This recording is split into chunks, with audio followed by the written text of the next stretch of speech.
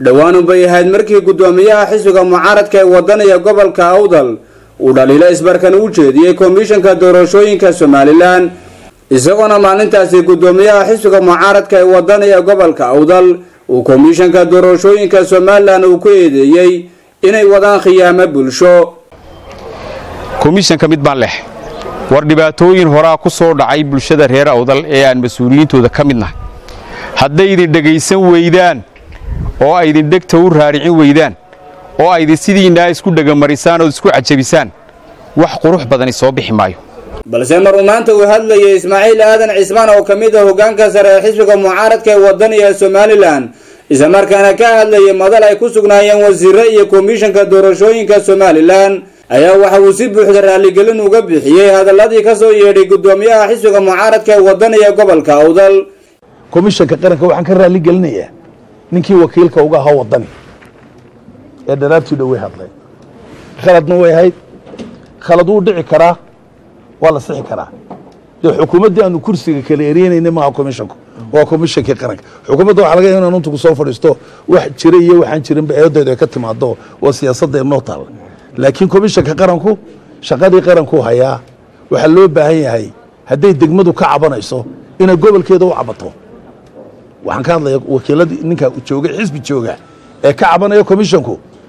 ilaa heer degmo leeyahay inuu ka cawdo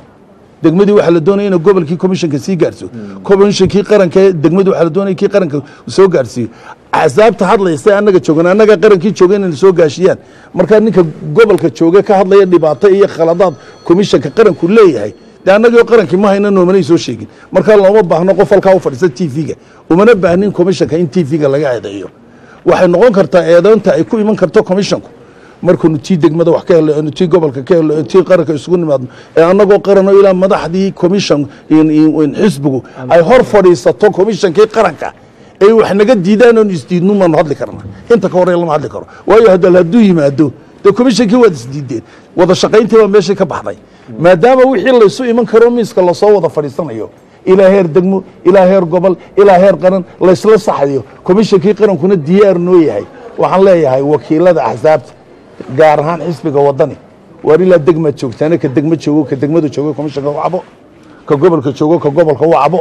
ka gobolka joogo haddaad heer qaran soo annaga noo soo cabo annaguna waxaan u cabanaa komishanka qaranka laakiin komishanka qaranka waxa uu eedeeyo nin gobol jooga waa xaaraanba wanaan annakiina ogeyn annagii baa joogna annagii baa hadlayna axsaabtii oo dhan way isku raacsan tahay khaladka dhacana wuxuu noqonayaa mid la isla soco. intaasi kadib waxaa isaguna dhankiisa hadlay gudoomiyaha xisbiga mucaaradka ee wadaniga gobolka Awdal waxaana uu suul taagay hadaladii ka soo yeedhay Ismaaciil Aadan Cismaan waxaana uu ku tilmaamay kuwa nasiib darra anigu waxaan ogaa xisbiga aan gudoomiyaha ka ahay oo gobolka Awdal ka helay codkii ugu badnaa gobolada Somaliland waxa kale oo aan ogaa oo aan ogahay xisbiga oo ka damqada dhibta shacabka lagu hayo mas'uuliyadda saaran waxay faraysaa kolba dhibta cid ku haysa inaan farta ku fiiqo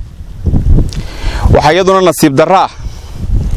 wasiir Ismaaciil Aadan Cismaan Ismaaciil Yare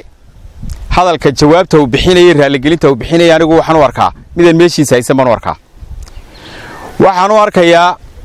anigu gobol ahaan baan joogaa dhibta lagu hayo gobolka ee komishiga ka soo gaaraysa haddaan farta ku fiiqay waa nasiib darra inuu isagu raaligelin ka bixiyo ma uu ixtiraamin dadkii fawtariska ahaa ee gobolka Awdal joogay xisbigu lahaa ma uu ixtiraamin dareenka shacabka reer Awdal ma uu ixtiraamin ka xisbiga oo ah in dareenka lala damqadana ma uu ixtiraamin laakiinse wuxuu ixtiraamay shakhsiyaad komishana oo iyagu khaladaadka ay ku jiraan farta lagu fiiqayo ayuu isagu ixtiraamay aad iyo aad baan uga xumahay laakiinse waxay u taallaa xisbiga guud ahaan ee heer qaran baa u taallaa jawaabta uu ka bixin doono annaga mas'uuliyadda nasaarani ee ka mucaarad ahaan nasaarani waxa weeyaan dhibtaanu aragno inaanu farta ku fiiqno inaanu marka hore qofka u sheegno haddii la dhageysan waayo inaanu farta ku fiiqno laakiinse mas'uuliyadda Ismaaciil Yare hadday raaligelin tahay daanu taasi xisbiga ka hadli doona arrintan iyo jawaabaha kala duwan ee hawada isku mariyeen gudoomiyaha xisbiga mucaaradka ee wadaniga gobolka Awdal iyo Ismaaciil Aadan Cismaan oo kamid ah hoggaanka sare ee xisbiga mucaaradka ee wadaniga Somaliland ayaa waxay keeni kartaa khilaaf hor loo soo kala dhex gala xisbiga wadani وعمران حسين آدن ورركة تلفزيون كعالمي Ariel TV بورما.